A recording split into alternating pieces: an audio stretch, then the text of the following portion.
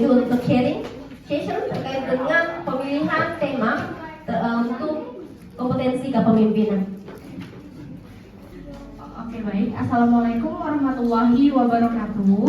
2003 itu menjelaskan bahwa kecerdasan emosional ini merupakan dapat diartikan sebagai tingkat kecemerlangan seseorang dalam menggunakan perasaannya untuk merespon, memotivasi dan mempengaruhi anggota organisasi secara efektif. Saya kembalikan ke moderator. Dari suatu organisasi untuk mencapai tujuan yang telah ditentukan.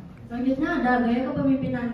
Oke, selanjutnya ada tujuan. Tujuan dari kecerdasan emosional ini memiliki yaitu untuk menciptakan lingkungan kerja yang positif dan produktif serta membangun tim yang kuat dan kaya serta memahami perasaan mereka dan berkomunikasi secara efektif. Kemudian ada membangun kepercayaan.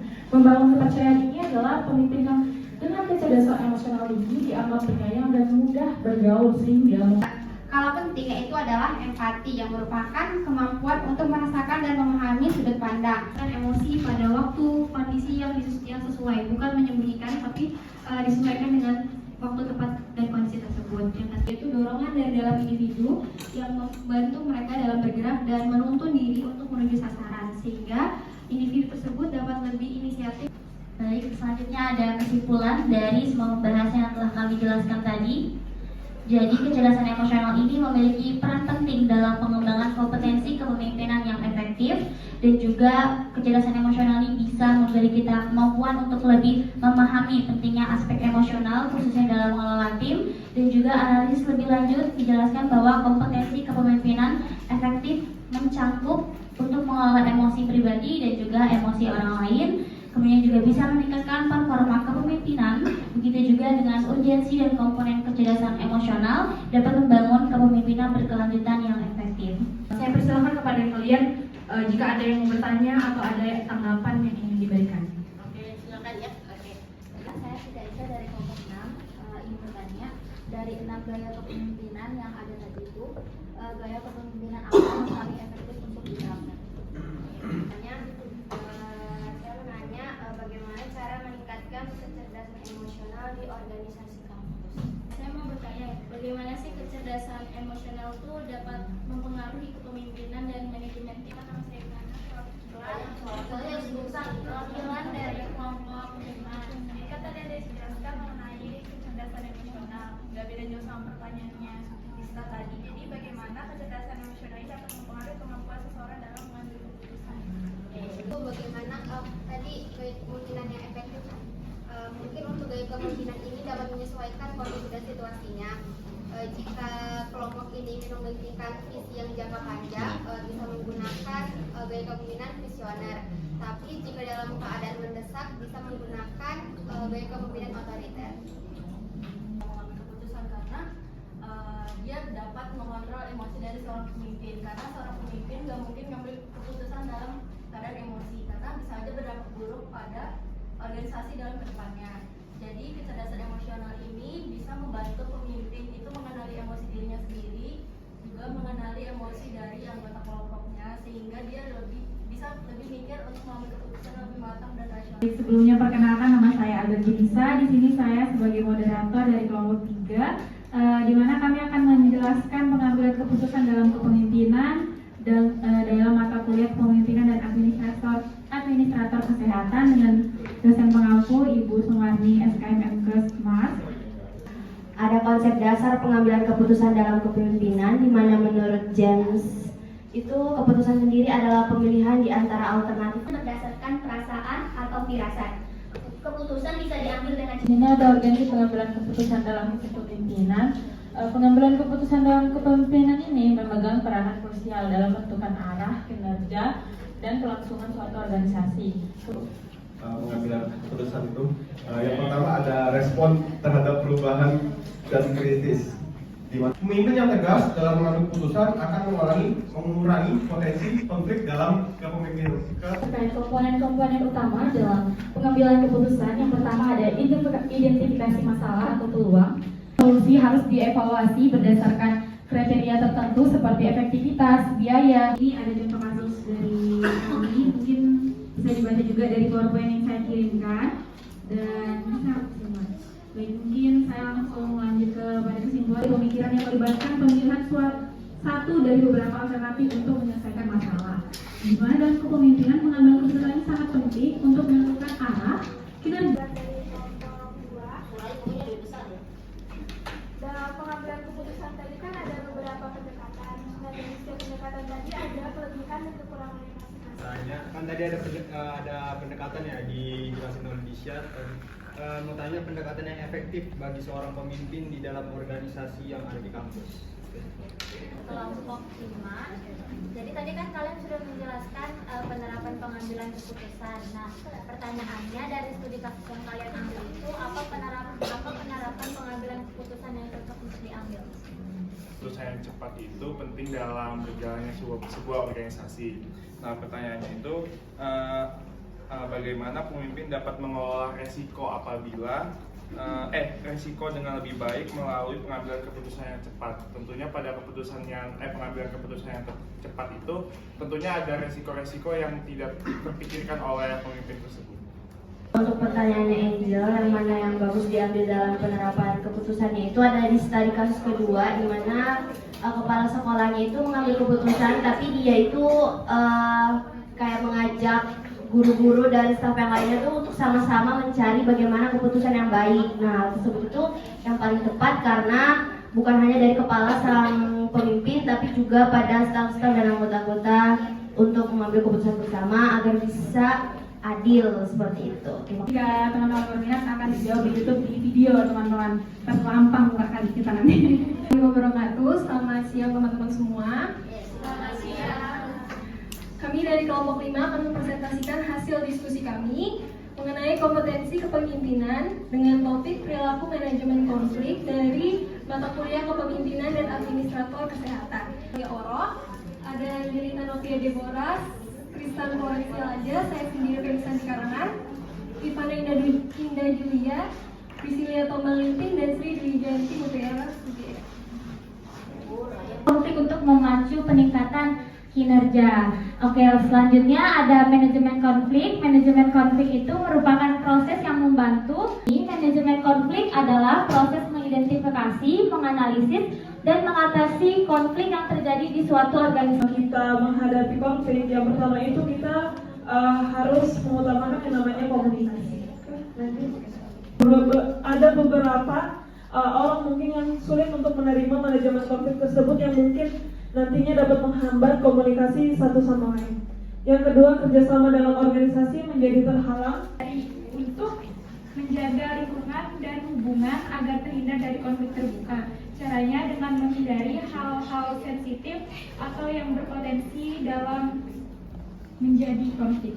Yang kedua, bersama.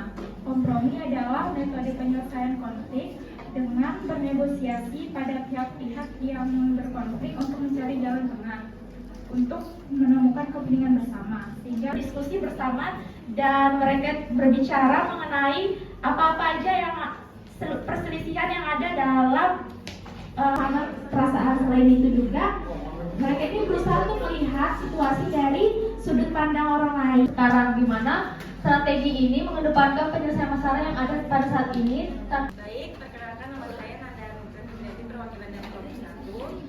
Jadi tadi ada dijelaskan strategi manajemen konflik ada dijelaskan melawan secara efektif, secara aktif.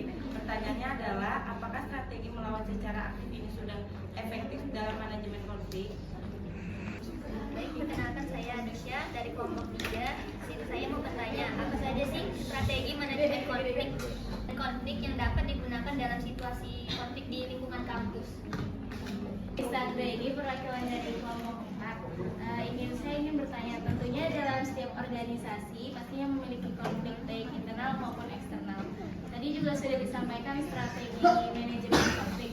Tapi apakah ada pendekatan-pendekatan lain selain yang sudah disampaikan tadi mengenai yang bisa dilakukan dalam proses manajemen konflik, baik itu di organisasi kampus maupun eksternal? Di dalam sebuah organisasi itu terjadi suatu konflik, bagaimana organisasi tersebut itu memastikan bahwa suara dari anggotanya itu didengar dalam proses penyelesaian konflik. Karena setahu saya dan analisa saya, jika di dalam suatu kelompok itu biasanya pasti akan ada terjadi konflik. Nah, biasanya kalau misalnya akan ada evaluasi di dalam sebuah kelompok itu, terkadang tidak semua itu mendengarkan dan juga mencerna apa yang terjadi di dalam konflik tersebut. Jadi bagaimana dalam organisasi ini hal tersebut itu tidak terjadi. Maksudnya adalah semua anggota itu ikut berkontribusi dalam penyelesaian konflik tersebut. Pertanyaan dari Nisha, yaitu strategi manajemen konflik apa yang efektif digunakan di lingkungan kampus. Jadi menurut saya yang pertama itu ada berbicara. Nah, dalam berbicara ini kan kita tentunya menyelesaikan masalah dengan cara berkomunikasi secara terbuka dan secara jujur. Nah, jadi dengan bicara ini masing-masing individu ini jadi mengetahui akan permasalahan yang ada serta dapat mengambil sebuah tindakan atau sebuah solusi. Nah, yang kedua, strategi manajemen konflik berupa empati. Jadi tidak hanya berbicara, kita juga harus mempunyai empati ketika melakukan komunikasi dengan harapan empati ini berarti berusaha melihat situasi dari sudut pandang orang lain, bukan hanya dari sudut pandang kita. Datang membahas makan. Perkenalkan, saya Disan Beni, perwakilan dari kelompok 4. Saya izin menambahkan mengenai tadi gimana kalau misalkan pemimpin yang menyebabkan konflik dalam suatu organisasi. Mungkin ini tambahan dari teman-teman lainnya, mungkin dari pemimpinnya sendiri bisa mengevaluasi diri mengenai gaya kepemimpinannya sendiri. Karena sepatutnya pemimpin itu menjadi fasilitator bagi organisasi tersebut. Jika suatu pemimpin mengalami konflik dalam organisasi tersebut, artinya terdapat sesuatu yang salah dalam gaya kepemimpinannya. Memang benar dikatakan oleh Siti bahwa konflik itu tidak selalu tentang yang hal buruk, tetapi itu juga ada yang baik. Namun dalam prosesnya tentunya perlu inisiatif dari berbagai anggota, tidak hanya si pemimpin saja, tetapi dari anggota juga perlu mengevaluasi lagi apakah memang dari organisasi tersebut strukturnya dan segala regulasinya itu sudah berjalan dengan baik atau tidak. Kemudian selain keterbukaan dan transparansi mengenai permasalahan di setiap organisasi, juga perlunya juga kesadaran diri dari seorang pemimpinnya tadi.